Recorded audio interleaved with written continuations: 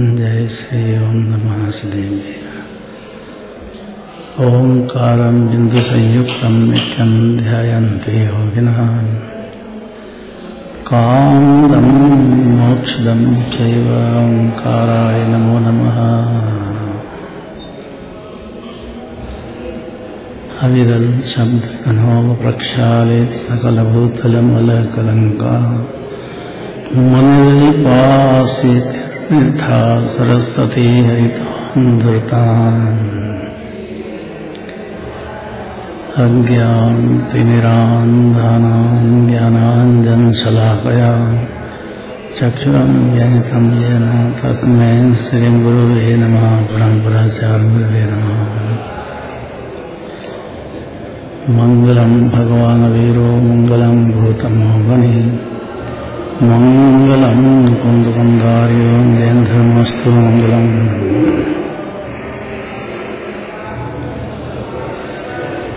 नमः समय साराय स्वानुभूत्या चकास्ते चित्स्वभावाय भावाय सर्वभावान्तर्चते।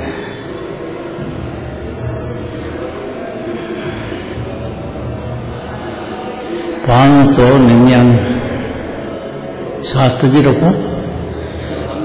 अच्छा,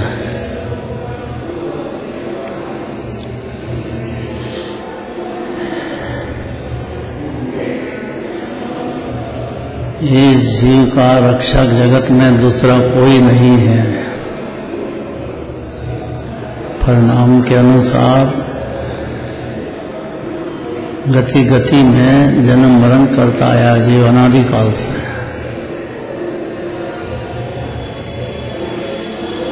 अपने आत्मा को भूला हुआ है। आत्मा तो है जीव, लेकिन उसका ज्ञान नहीं जीव को अनादिकाल से। कैसा है आत्मा?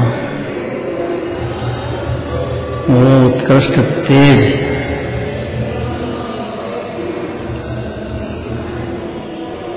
कैसे मालूम पड़े जीव, कैसे पहचाने, कैसे जाने, क्या करे, वो इस 599 गाथा में कहते हैं।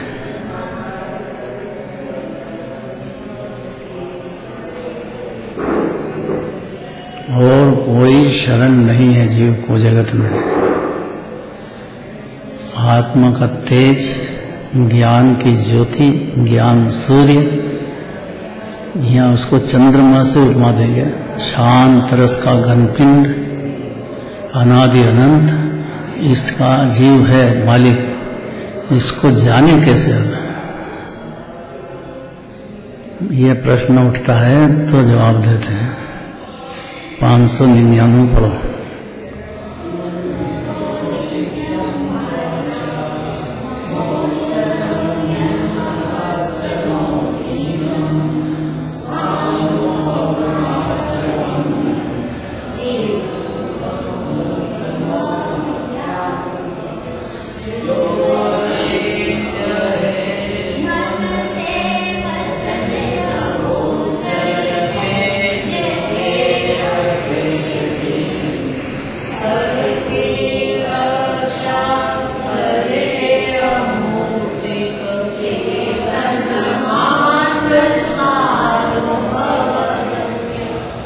बड़ी भारी प्रॉब्लम है कि जीव चैतन्य ज्योत ज्ञान स्वरूप की आत्मा को जानता नहीं अनादिकाल से।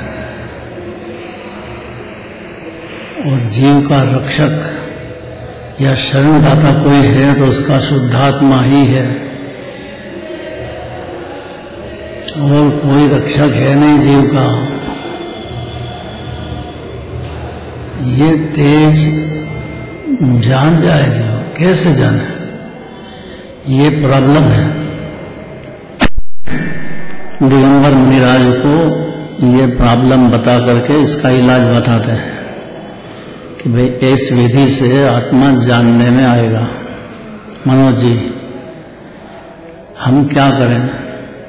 अनादिकाल से अज्ञान अंधकार में देह को, राग को, पर को अपना ही मानता चला गया।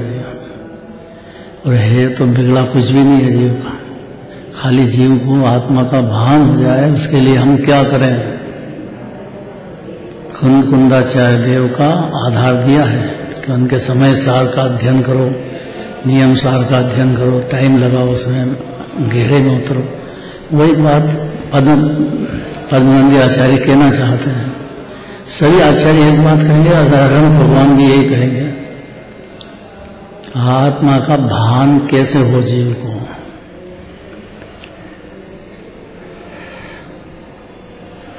गाथा पढ़ ली, जिस चैतन्य रूपी तेज का मन से चिंतन नहीं कर सकते, क्योंकि बिन जाने क्या करे, कैसा है आत्मा मन में लगाओ, बुद्धि लगाओ, कैसा है आत्मा लगाओ।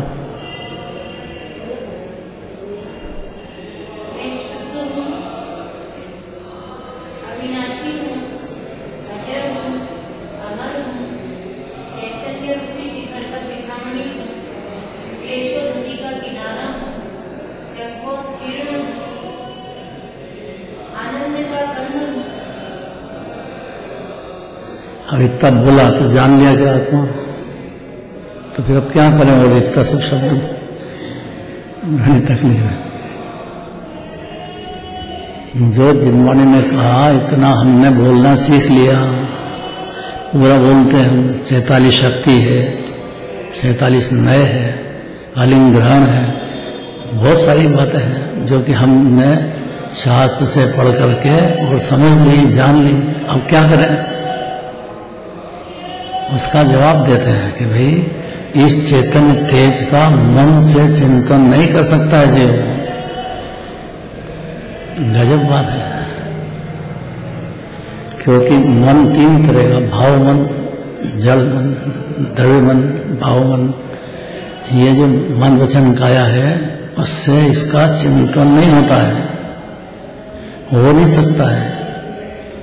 तब क्या करें, नहीं कर सकते हैं। तो वाणी से भी वर्णन नहीं कर सकते हैं कैसा आत्मा है। अब अनंत गुण, अनंत नए, अनंत धर्मात्मक पदार्थ, अनादि अनंत। शांतला माता का नाम सुना है? कौन थी? हाँ, तो उसको लोरियां सुनाती थी, तो ये शुरू से ही बच्चे को क्या लोरियां सुनाती थी? शुद्धोसी बुद्धोसी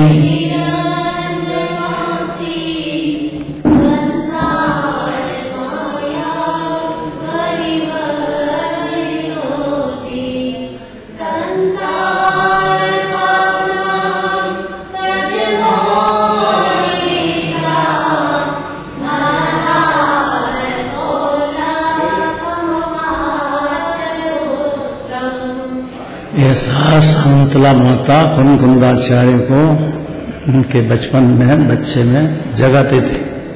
शुद्धोसी बुद्धोसी निरंजनोसी संसार माया परिवर्जोसी। 11 वर्ष की उम्र में मणिराज बन गए, और उनने जो शास्त्र की रचना की है वो सारे आचार्यों का आधार बिंदु है, वो अध्यात्म का। बाकी आगम का तो दर्शनाचार्य है, अध्यात्म के कुंदाचार्य। दर्शनाचार्य को कहना इतना है कि जैसे प्रणाम करता है वैसे बंद होते हैं, उसका उदय अकेले को आता है, कोई दूसरा मददगार नहीं। प्रणाम करने में सावधान हो जाओ, फालतू के बातें, फालतू का किसी का द्वेष करो, किसी पे राग, ये कम से कम श्रद्धा में छोड़ दो। चारित्र में हो जाता है उसका खेद करो, और बाकी कोई सहार नहीं है। कौन सर?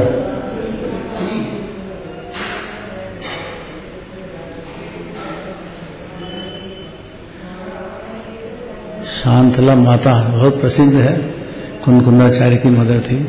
जिनवाणी माता है। इनसे अपन लोग क्या चाहते हैं जिनवाणी से कि सर हम तो ये बता दो कि हमारी आत्मा का अनुभव कैसे हो हमको। हम आत्मा नहीं जानते, हमको तो देह दिखा है, राग द्वेष दिखे हैं, तो इन्हीं को आत्मा समझते हैं। हमको तो आत्मा दिखती, हाँ दिखती नहीं, हम क्या करें, कैसे माने। वकील साहब थे ना आपके पिताजी,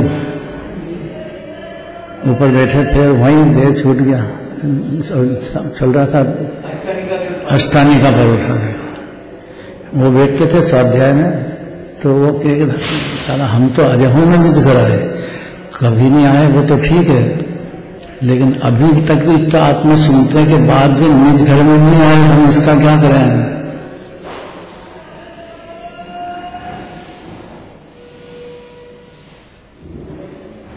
आचार्य परमात्मा एकदम परम सत्य बात कहना चाहते हैं कि ये आत्मा जो है चैतन्य रूपी तेज का मन से चिंतन नहीं कर सकते हैं जीव। मन में चिंतन करेंगे तो विकल्प है, विकल्प होते हैं, मन से आत्मा का चिंतन नहीं होता है, वाणी से भी आत्मा का वर्णन नहीं कर सकते। गजब बात है। अगर वाणी से कर सकते होते तो अनंत भगवान की सभा में अनंत बार जाके आए हैं और अनंत बार मुनिराज भी बन गए और 11 के शास्त्र भी पढ़ लिए, फिर भी आत्मा का ज्ञान नहीं हुआ। गजब बात है। तो याद रहेगी इतनी बात। क्या क्या चैतन्य रूपी तेज का मन से चिंतन नहीं कर सकते और वाणी से भी वर्णन नहीं कर सकते। तो इतनी वाणी सुन के आए ना भगवान की, समझ में अनंत बार। अगोचर है ये कैसा अगोचर है, फिर करें क्या हम। गजब है। चिंतन नहीं कर सकते, वाणी से भी वर्णन नहीं कर सकते आत्मा का। तथा जो शरीर से सर्वथा भिन्न, कैसा है आत्मा कि देह के साथ जीव का कोई संबंध ही नहीं है। ये संयोग संबंध दिखता है लेकिन ये कोई है नहीं, ये तो छूट जाना है। आया और गया, अनंत शरीर बदल दिए हमने। इसलिए शरीर से भी सर्वथा भिन्न है आत्मा और केवल स्वानुभव से ही जाना जाता है और कोई रास्ता नहीं दूसरा। आत्मा का ज्ञान रूपी तेज, ज्ञान समुद्र आत्मा का शांत रस पीते हुए जानना होता है, उपादान से, निमित्त से नहीं होता है।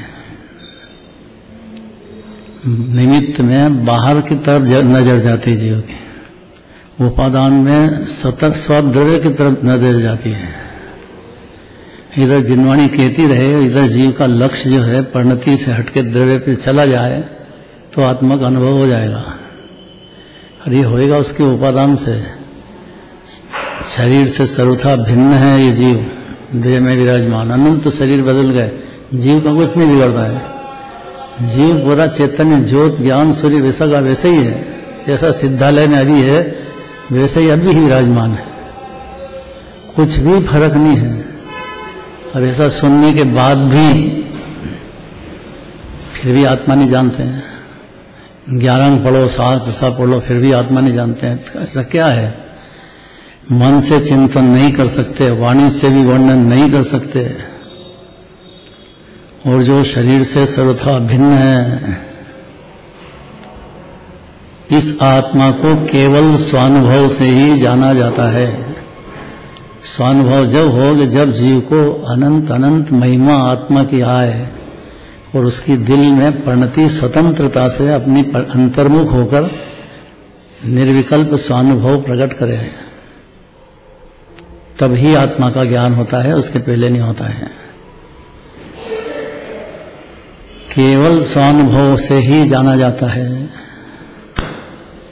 इस बात को बहुत ध्यान से एक बार हृदय में ले लेना चाहिए, तो जीव का सही दशा में चिंतन दिल से आत्मा संबंधी विचार पैदा होंगे।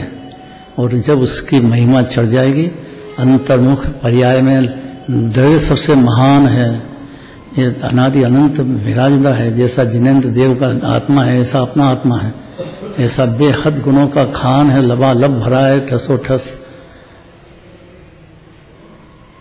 इसकी अनुभूति होने पर ही आत्मा जानने में आता है।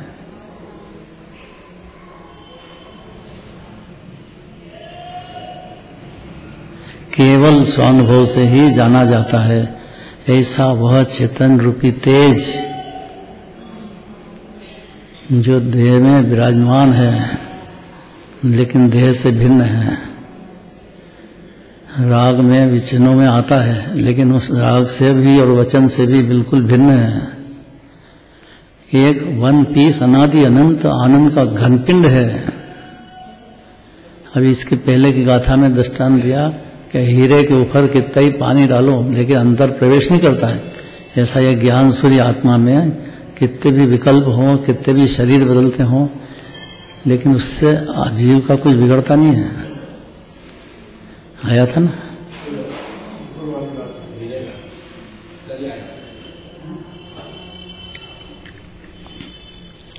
जो वस्तु दृष्टिगोचर हो, अर्थात भावार्थ में जिसको देख सकें, उसे तो कवि लोग वचन से कह सकते हैं, वर्णन भी कर सकते हैं, किंतु चैतन्य रूपी तेज संसार में इतना दुर्लक्ष है कि जिस प्रकार जल हीरे के मध्य भाग में प्रवेश नहीं कर सकता है, ऊपरी ऊपर रहता है और बाहरी मार्ग में ही रह जाता है, उसी प्रकार कवियों की वाणी में भी उस चेतन तेज के अंतरंग में प्रवेश करके उसका वर्णन नहीं कर सकते।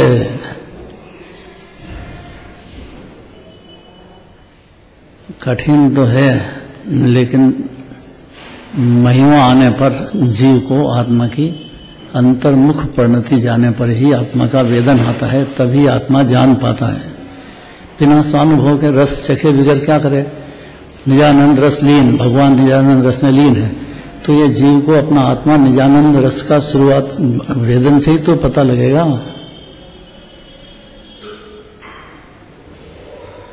करें क्या कि जिनवाणी के आधार से आत्मा ऐसा है, निजानंद रस का पूर है, बेहद शांति का समुद्र है, ऐसा जिनवाणी में या सच्चे गुरु द्वारा कहा जाएगा।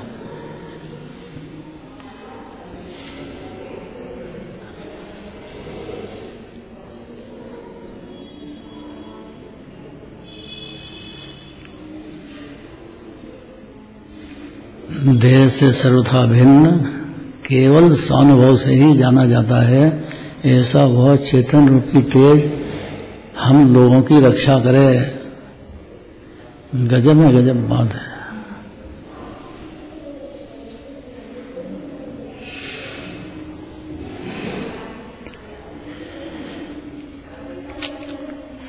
आगे कहते हैं चैतन्य रूपी ज्योति लोक में जयवंत वर्तो। तो जयवंत तो है ही, लेकिन लोक के ज्ञानों में तीन लोक के सब जीवों के कहना चाहते हैं, जो जीव सही पुरुषार्थ दिशा में करेगा, द्रव्य स्वभाव की महिमा, अखंड अभेद एक रूप, अनंत अनंत अनंत गुणों का धाम, ऐसा पहले विकल्प में चिंतन होता है, लेकिन उसमें संतुष्ट हो जाने जैसा नहीं है। निर्विकल्प रस पीने पर ही आत्मा का अनुभव होता है, या निर्विकल्प रस ही आत्मा का अनुभव है। जैसा स्वाद है इसका, जिसमें मगन है अनंत भगवान, निजानंद रस में लीन है। मुनिराज जिसके लिए सब छोड़ छाड़ के जंगल में जाते हैं, कैसे दिगंबर मुनिराज, तिलतुष मात्र परिग्रह नहीं बाहर में तो, और अंतरंग परिग्रह भी नहीं है, बहिरंग भी नहीं है, अंतरंग भी नहीं है। अंतरंग में तो आत्मा ही परिग्रह है, बस इतना ही है, बाकी कुछ भी नहीं आता। उसमें रम रहे हैं प्रचुर लीनता से, वो दिगंबर मुनिराज होते हैं।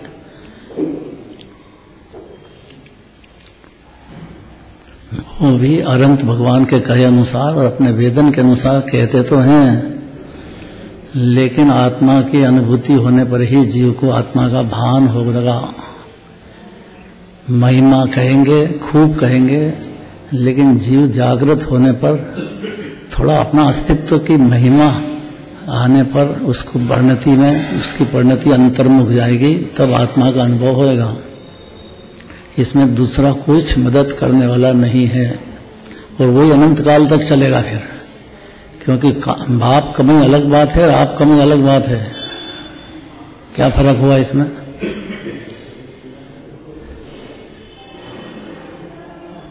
कौन बताएगा? अनिल जी। आप कमाई की चिंता करेगा, बाप कमाई को उड़ा देगा।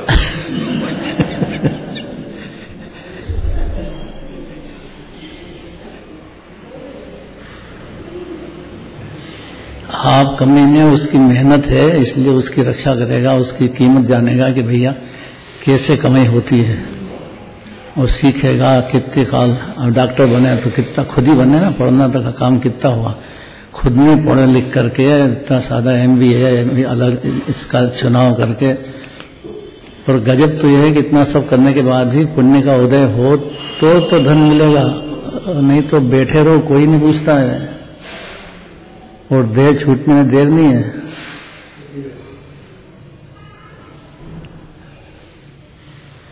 इसलिए यहाँ जिनवाणी में भी आप कमाई वाला चाहिए, खुद स्वाध्याय का अध्ययन करेगा, बार बार आचार्य को विनय करेगा, आनंद भगवान की विनय करेगा, साधर्मियों से मिलेगा, उनसे आपस में चर्चा करेगा, खूब चर्चा करेगा। ऐसी मेहनत हर जीव को खुद को करना है, और इस सब से भी नहीं होएगा। जब वास्तव में जीव को लगेगा कि तो अनादि अनंत पदार्थ है भाई, अकृत्रिम जिनबिंब है जीव, जिनराज में जीव में कोई अंतर ही नहीं है, पूरा परमात्मा विराजमान है चैतन्य देव, ऐसा अनुमान ज्ञान में आएगा पहले। फिर उसकी वास्तविक महिमा चढ़ने पर, अंतर्मुख परिणति जाने पर अनुभूति प्रकट होगी।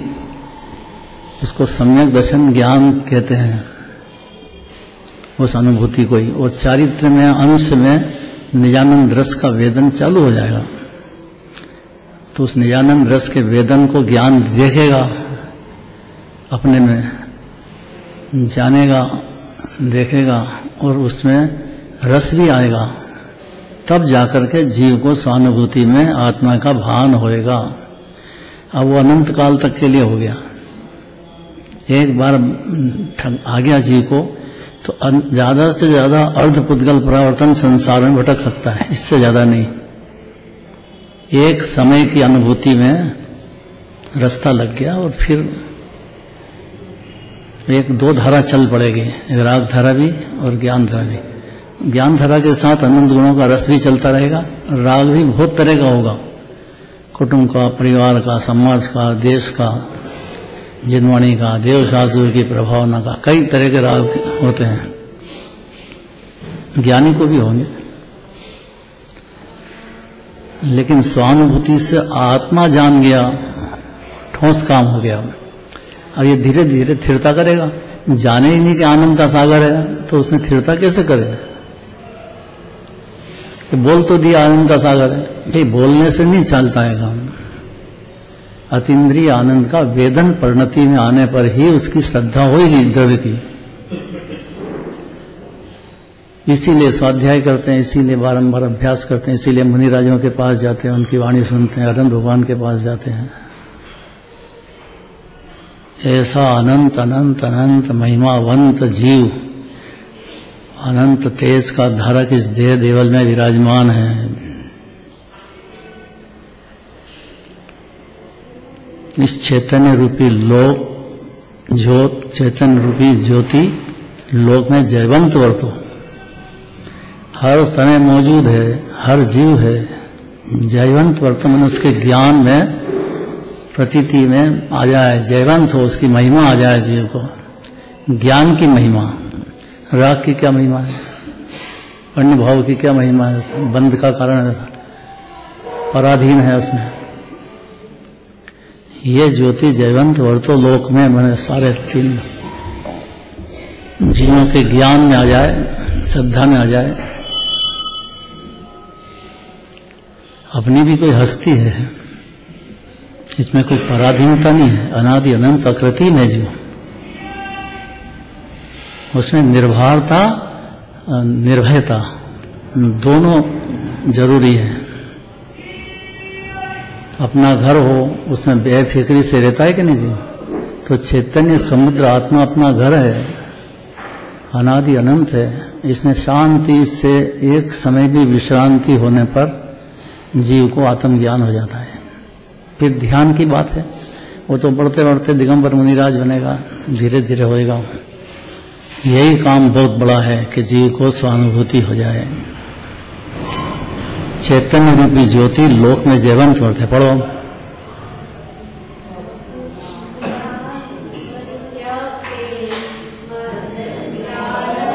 सागरे मनसि प्रतिभाति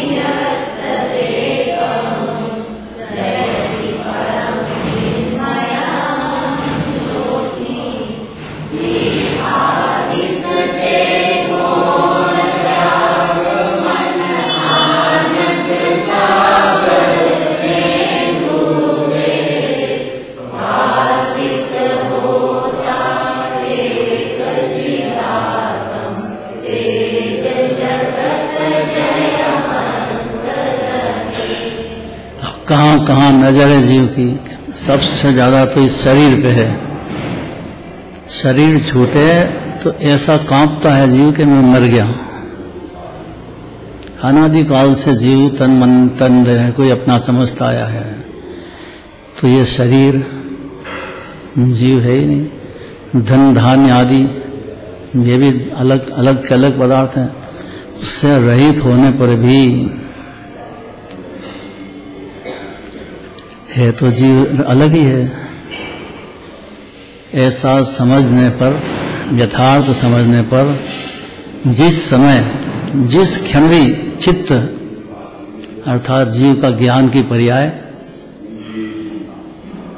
दर्शन की पर्याय आनंद सागर में डूबता है, बस यहीं से इलाज है। देखो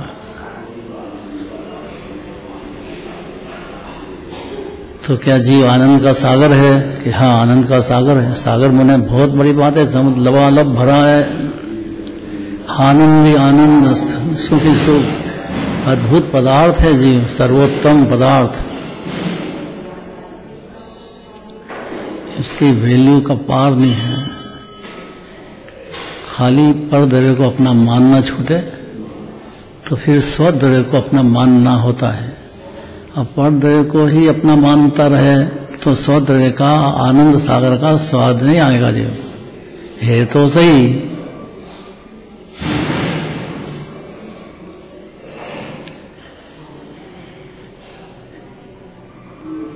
इतना तो जीव को सुनना पड़ेगा रोज। शरीर अलग है, धन धान्य आदि उससे अलग है, तो फिर कुछ है कि नहीं जीव? कि है, आनंद का सागर है। आनंद का सागर निज आत्मा, उसमें जिस क्षण डूबता है, डुबकी लगाता है। ये काम हुआ कि नहीं हुआ? ये काम कोई भी जीव हो उसको करना पड़ेगा एक बार तो। दिल इकट्ठा करके, धन धान्य आदि मेरे नहीं, आत्मा आनंद का सागर है। ज्यादा याद नहीं रहे तो इतना तो याद रखना ही पड़ेगा। अतीन्द्रिय, इंद्रियों से नहीं, अतीन्द्रिय, इंद्रियों का काम बिल्कुल नहीं है, ज्ञान गम्य है। आनंद का सागर या पूरा आत्मा उसमें डूबता है तो सभी जीव है, जाने तो भी है, नहीं जाने तो भी है। जीव तो आनंद का सागर है। अतीन्द्रिय शब्द लगा दो तो सरल हो जाएगा। 5 इंद्रियां जीव की है नहीं, एक इंद्रिय दो इंद्रिय भी जीव की नहीं, कोई भी जीव, एक इंद्रिय जीव है तो भी ऐसे ही है वो। आनंद का सागर ही है जीव, मतलब आनंद का सागर, अद्भुत आनंद जिसमें तृप्ति तृप्ति होगी जीव को। विषय कषाय में आनंद मानता है लेकिन तृप्ति कुछ भी नहीं है उसे। सुबह खाया शाम को फिर चाहिए, शाम को खाया सुबह फिर चाहिए। कितने दाल वाफले लड्डू खाओ, अब नींद आएगी, दूसरे दिन फिर खाली का खाली। विषयों में, 5 इंद्रियों के विषयों में लेश भी सुख नहीं है, और सुख मान बैठा है जी, उसने यही देखा है। बस सुनने में भी आना बहुत दुर्लभ है। आचार्यों की, मुनिराजों की भाषा सुनना बड़ी भाग्य चाहिए जी। दिगंबर मुनिराज की आवाज को दबाना नहीं चाहिए। दिगंबर मुनिराज का मार्ग है, दिगंबर जैन धर्म है, दिगंबर मुनिराज का मार्ग है, उसको गौण नहीं करना चाहिए। मुनिराज की पहले तो सच्चे मुनिराज की पहचान होना जीव को, जो सच्चे है ही नहीं और उनकी गुलामी करने जाएगा, घोर संसार भटकेगा, इतना भी समझ जाए तो बहुत बड़ी बात है। मुनिराज की परख तो होना चाहिए ना जीव को, कि जंगलवासी हैं, पहले ही शब्द है, घर में गृहस्थी से उनको क्या लेना देना है। तो आत्मा के आनंद में प्रचुर रूप से डूबे हैं, तो उनको ऐसी जगह चाहिए। गिरिवनवासी है मुनिराज, उनकी वाणी है ये कि भाई वो ही कहने वाले हैं कि आत्मा आनंद का सागर है, शांति का समुद्र है, कि हमारी आत्मा में और तुम्हारी आत्मा में कोई अंतर नहीं है। सत्ता तो अलग अलग है, सत्ता तो अलग अलग है, लेकिन पदार्थ में कोई अंतर नहीं है। ऐसा कहेंगे और कभी जीव को जच जाए तो वो आनंद सागर में एक क्षण के लिए भी अपने आनंद सागर में डुबकी लगा दे। ये उसका पुरुषार्थ है, यही पुरुषार्थ है जो वो कर सकता है। पर देह में तो कोई चलती नहीं उसकी, धन आदि आना जाना ये सब संयोग कर्म के अनुदय अनुसार है, इसके हाथ में कुछ भी नहीं है।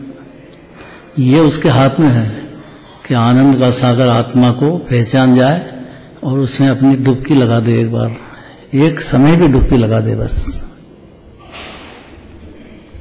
सुनने की आदत तो डाल दे कि मैं आनंद का सागर हूं, तो ये बहुत बड़ी बात है, बहुत बड़ी बात है। ऐसे साधर्मियों के साथ रहेगा, मुमुक्षु का लक्ष्य मोक्ष का है, उनके साथ रहेगा, कुछ स्वाध्याय करेगा तो उसको ये धीरे धीरे बातें अंदर में बैठने लग जाएंगी।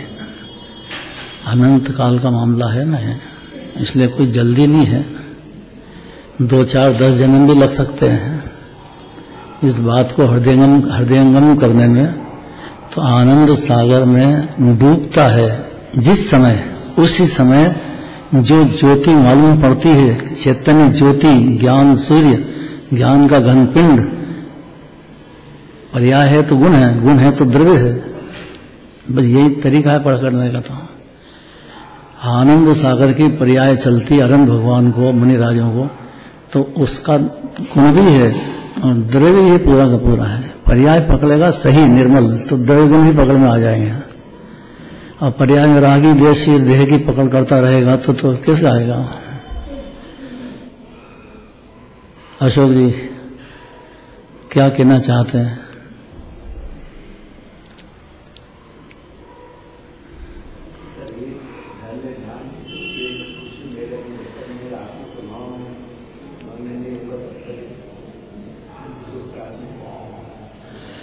तो नहीं है तो है क्या फिर, जीव का कुछ है भी कि नहीं? हाँ ये बोलो ना, डर के क्या बोलते हैं, निर्भयता से बोलो, एकदम निर्भयता से। अपनी चीज है, आत्मा है, निजानंद रस का पूर है। भले निजानंद रस शुरू नहीं हुआ लेकिन धड़कता तो बोलो सही कि मैं अनादि अनंत रहने वाला निजानंद रस का पूर आनंद सागर हूं। यह सम्यक दर्शन की आवाज, स्त्री का नाम सम्यक दर्शन है। सही दर्शन हुआ, सही श्रद्धा हुई।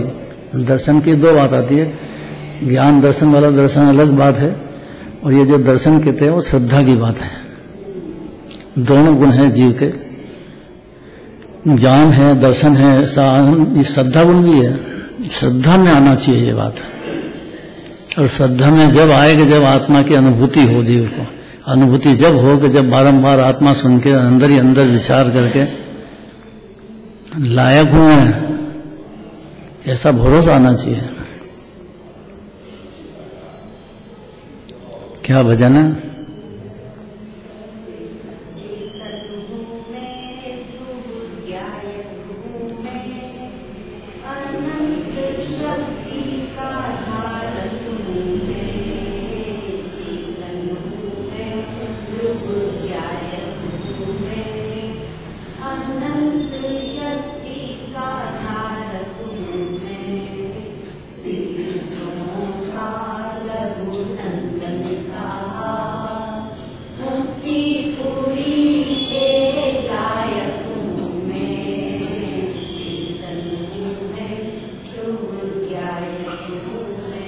जो जीव समझ गया कि मुक्तिपुरी के लायक हूं, बस ज्ञानी हो गया। इतने में तो ये समझता है कि मैं तो कुछ भी नहीं हूं, बस यहीं भटकना है 84 लाख नहीं।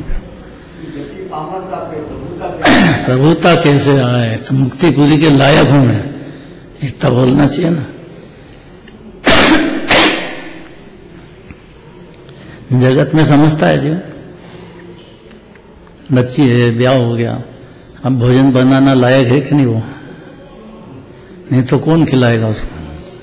पति देव को। फिर बच्चे हो जाएंगे कि मेरे को तो मेरे से रसोई नहीं बनेगी, कि आइटम किधर की क्या डाल दे, किधर की क्या डाल दे, कैसे क्या करें, नहीं समझ में आया। तो उसमें लायकात है कि नहीं कि पति को भोजन भी करा सके बना के? ऐसा लायक हूं मैं, मोक्ष जाने के लायक, सम्यक दर्शन के लायक, मुनिराज के लायक हूं मैं, ऐसा चिंतन प्रभुता का करने की जरूरत है जीव को, बहुत अंदर ही अंदर। अनिल जी कठिन तो नहीं है, आपके तो घर में रेडियो है, रोज सुनो कि भैया ये भजन बोलो बार बार।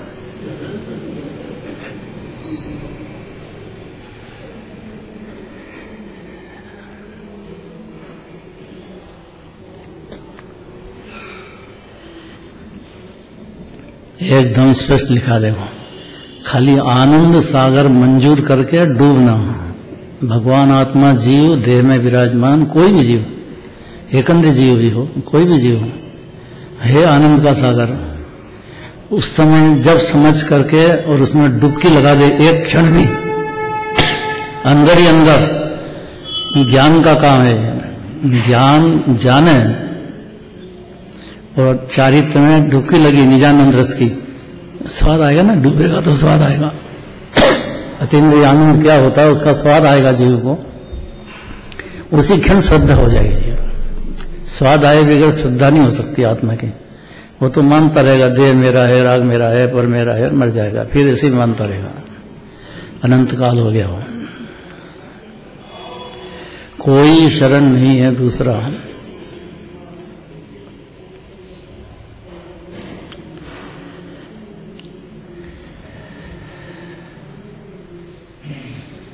कहीं गोद में लिया हो और गोद में अच्छा करोड़पति के घर में गोद ले लिया, उसको बच्चे नहीं होंगे, तो वो जो गोद का बालक है वो मालिक हुआ कि नहीं हुआ? अगर उसको मालिक बना नहीं दे तो वो देवे ही नहीं कोई उसको। गोद में लेने वाला मालिक बन जाता है कि नहीं बच्चे सारी संपत्ति का, तो खाली गोद में तो लिया। ऐसा आत्मा अनंत गुणों की संपत्ति का स्वामी है, आनंद सागर। ये तो इसलिए कि जीव को आनंद चाहिए, बस सुख नहीं कहा, आनंद का।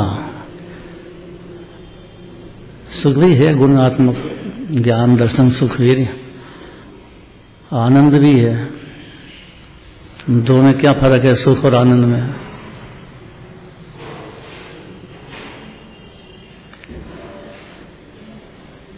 लगा बुद्धि, सुख और आनंद में क्या फर्क है?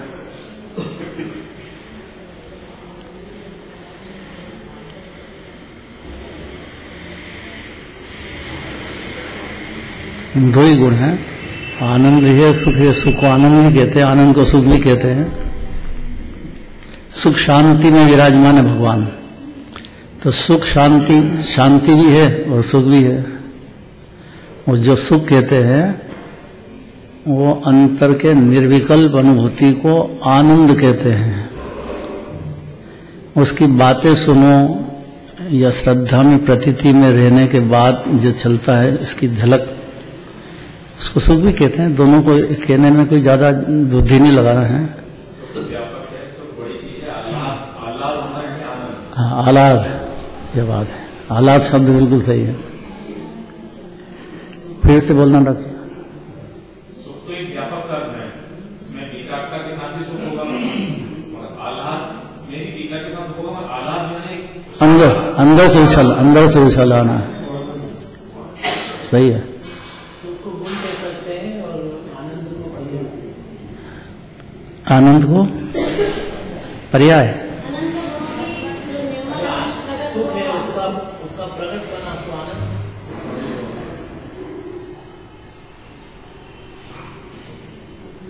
अब सोचे जाओ, कुछ भी सोचो, बात तो ये है, कैसे भी सोच करके परिणति को जोड़े। अपन तो दो भी ले तो क्या तकलीफ है, सुख भी है और आनंद भी है, आह्लाद भी है, अनंत गुण है, ज्ञान सजाते जाओ अपनी बुद्धि में, अपनी आत्मा की तरफ की महिमा जीव को सजाते जाना है। थोड़ा सुनो लेकिन ज्यादा श्रद्धा में लेने की, भरोसा लाने का प्रयत्न करो भाई। केवल स्वानुभव गम्य ही है जाना जाता है। ऐसा है चेतन तेज, शरीर धन धान्य आदि से रहित होने पर भी जिस समय क्यों कहा, एक समय की तो उम्र है पर्याय की। दूसरे समय दूसरी पर्याय, तीसरे अर्थ। तो जिस समय जो पर्याय आनंद सागर में डूबता है उस समय जो ज्योति मालूम पड़ती है, ये तो अद्भुत ज्ञानमय आनंदमय ज्योति, चैतन्य ज्योति। अब उसको सूर्य की उपमा दो, चंद्रमा की उपमा दो, सब उपमाएं फीकी है, कोई उपमा अनुपम है। आत्मा अनंत अनंत गुणों का विभव संपन्न है तो अनुपम है वो, उसकी उपमा ही नहीं है तीन लोक में। ऐसा जो आत्मा है जब मालूम पड़ती है वह तथा चैतन्य स्वरूप उत्कृष्ट ज्योति इस संसार में जयवंत वर्तो। जब तक प्राणियों को यह शरीर मेरा है, बस यहाँ गड़बड़ है बहुत बड़ी, यह स्त्री मेरी है, तो डूब गया।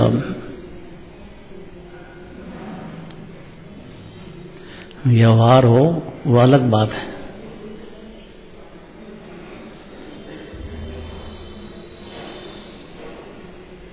बहुत पुरुषार्थ है, घर में जाके बोलने की जरूरत नहीं तो वहां जाके झगड़ा करेगा जो कि हम सुन के आए तुम हमारी स्त्री नहीं हो, तो एक पागल खाने भेजो, क्या बोलते हैं, बोला तो ऐसे ही जाता है। अपेक्षा बोलो, बोलने में तकलीफ नहीं है, साथ में रहने में तकलीफ नहीं है, अंदर की बात है ये। क्योंकि वो मान लिया कि मेरी, एक परमाणु को भी अपना मान लिया तो ये जीव आत्मा का अनुभव नहीं कर सकता है। आत्मा के सामने अपना जो अनादि अनंत है, ज्ञान की ज्योति, ज्ञान सूर्य, ये जीव है अलग अलग ही है देह में।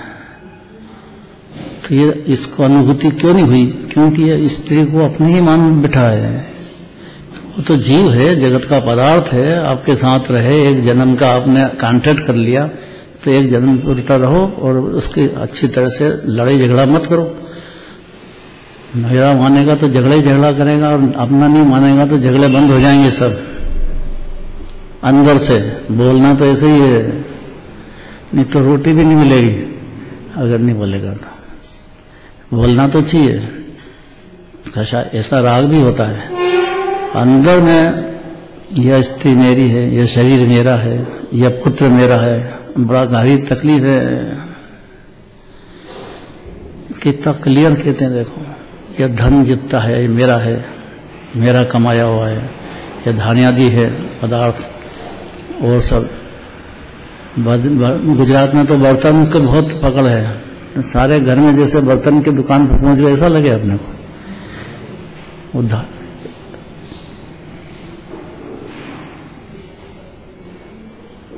धान्य मेरा है, जो खाने पीने की चीजें हैं, रहने की चीजें हैं, धन धान्य मेरा है। इसको कितनी भी बार पढ़ो ये लाइन जरूरी है। क्या? शरीर मेरा है, स्त्री मेरी है, यह पुत्र मेरा है, धन धान्य मेरा है। इस प्रकार शरीर, स्त्री, पुत्र, धन धान्य आदि पदार्थों में जब तक ममता लगी रहती है, ममता दो में कहते हैं, एक तो ममता में अपनापन लगता है और एक चारित्र की ममता रहती है। दो में बहुत अंतर है। अपनापन लगता है वो एक अलग मिथ्यात्व हो गया, और चारित्र की ममता रह गई, वो व्यवहार रह गया, वो होता है। लेकिन अपनी सत्ता ही हजम कर जाओ, बच्चे की, स्त्री की, पत्र की, घर की, धन धान्य की मेरा ही है, वो मिथ्यात्व हो गया।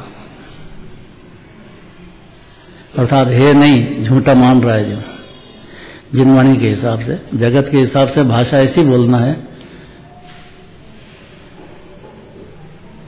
बहुत पुरुषार्थ है,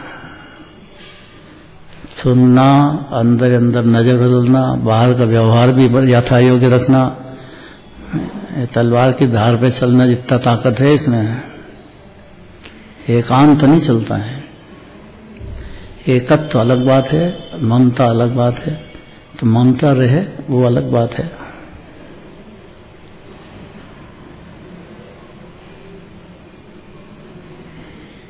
दशरथ राजा को 4 पत्नियां थीं, लेकिन सबकी सत्ता अलग अलग।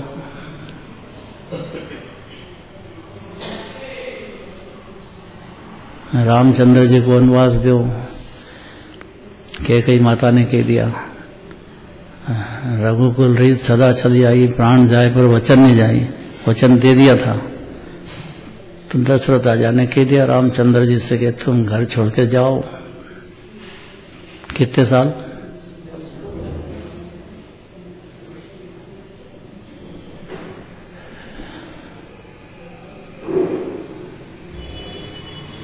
पिता की आज्ञा माने वो पुत्र, तो वो मान लिया ना उन्होंने तत्काल, क्वेश्चन नहीं करा कुछ भी।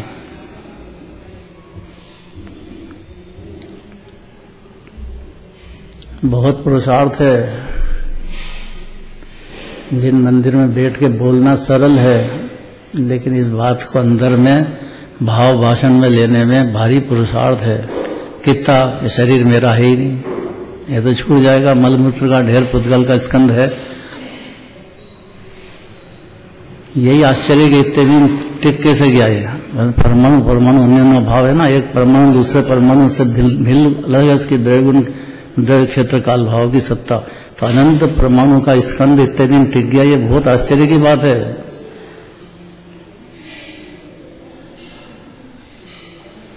तो क्या माने हम कि यह शरीर मेरा नहीं है, तो किसका है? कि शरीर पुद्गल का है, पुद्गल का स्कंध है। जब तक स्कंध है छूट जाएगा। अनंत बदल दिया, जीव का कुछ बिगड़ता नहीं है। जीव तो आनंद सागर अलग अलग ही है।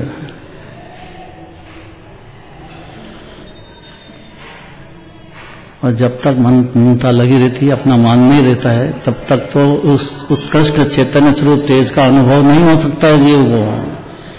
उसमें दो नहीं समा सकते हैं। आत्मा भी अपना, शरीर भी अपना, दो नहीं हो सकते हैं। एक ही बात का मालिक होना होएगा। लेकिन जिस समय उसकी एकत्व ममता छूट जाता है, तब मन आनंद सागर में गोते मारने लग जाता है। अंदर ही अंदर निर्भर हो गया जीव। अंदर ही अंदर आत्मा है, आनंद से बना हुआ कंद है, बेहद गुणों का धाम अनादि अनंत है। उसमें गोते लगाने लग जाता अंदर ही अंदर। गोते तो समुद्र में लगाए, नदी में लगाए, अंदर कैसे लगाते हैं? यही कला सीखना है बस। होते हुए भी अंदर में गोते लगने लग जाता है। तब शरीर, स्त्री, पुत्र, धन आदि पदार्थों में जब तक ममता रहती, तब तक किसी भी उस कष्ट चैतन्य स्वरूपी तेज का अनुभव नहीं हो सकता है।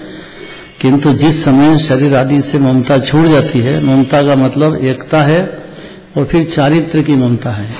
दो बात समझ जाना चाहिए। दो ही गुण को संभालना है जी, श्रद्धा गुण को, चारित्र गुण को। पहले श्रद्धा में एकत्व छूट जाएगा, अपना मानना बंद हो गया कि भैया तुम जानो, तुम्हारे परिणाम के अनुसार, तुम्हारे परिणति के अनुसार संयोग वियोग रहेगा बाहर में। उसमें पति कुछ नहीं कर सकता है।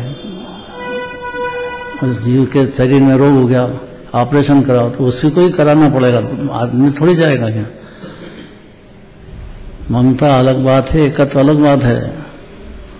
संतोष जी, ममता क्या, एकता क्या?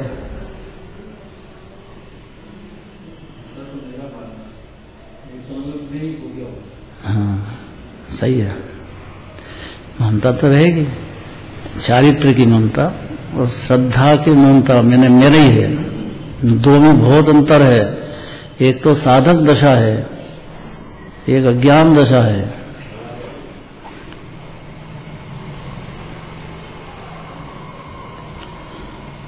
तो जब तक किसी को भी उस उत्कृष्ट चैतन्य स्वरूप तेज का अनुभव नहीं हो सकता, जब तक मानेगा। किंतु जिस समय शरीर आदि से ममता छूट जाती है और मन आनंद सागर आत्मा में गोते लगाने लग जाता है, बस ये मूल बात है। जितने भगवान के दर्शन करना, मुनिराज को दर्शन करना, याद करना, सबका सार ये है कि वो आनंद सागर में गोते लगा रहे हैं, वही अनंत भगवान है। डूब गए, निकलते ही नहीं बाहर। जानते तीन लोग तीन काल हैं, लेकिन ममता बिल्कुल नहीं रही, न श्रद्धा में रही, न चारित्र में रही। वो अनंत भगवान है। इस जीव को एकत्व टूट जाने पर ममता अनंत अनुबंधी की नहीं रहेगी, ऐसा नियम है। एकत्व चलेगा तो अनंतानुबंधी कषाय की महिमा चलता रहेगा परिणति में जल्द। ये जीव को प्रैक्टिकल करना चाहिए और घर में प्रयोग करना चाहिए इसको कि ये स्वतंत्र, देखो स्वतंत्र है कि नहीं है।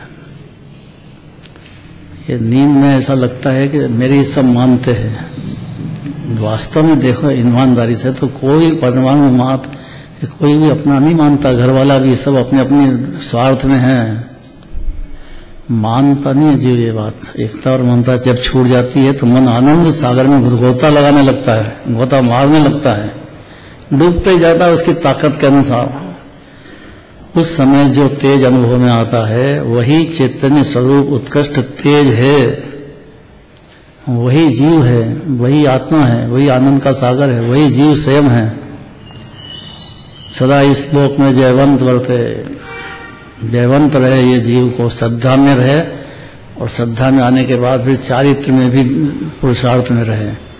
हे जीव आत्मा आनंद का सागर। अब मोहांकार को दूर करने वाले सच्चे गुरुओं को नमस्कार, क्योंकि गुरु ही उनको कहते हैं जो मोह रूपी अंधकार से जीव को दूर करे, पार करा दे, बारंबार उसका अभ्यास करा दे। गुरु किसको कहते हैं? और मोह में डुबो दे वो थोड़ी गुरु होते हैं। मोह से तैरना सिखा दे वो गुरु होते हैं। वो जयवंत रहे, वो कहेंगे इस बात को, कल चलेगा।